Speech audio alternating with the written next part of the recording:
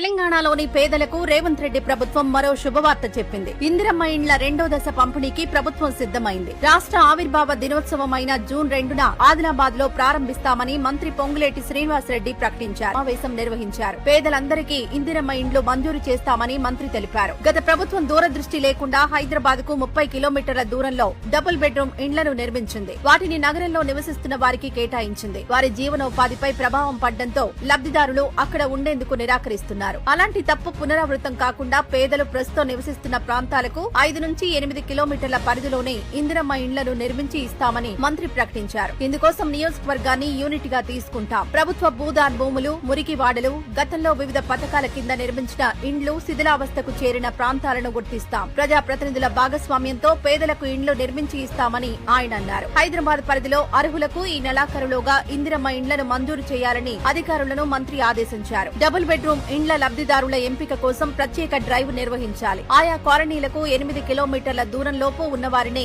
ఎంపిక చేయాలి. హౌసింగ్ పీడీలు తమ పరిధిలోని JNN, URM, Rajiv Gruhakalpa, Vambay housing కాలనీలను సందర్శించాలని మంత్రి ఆదేశించారు.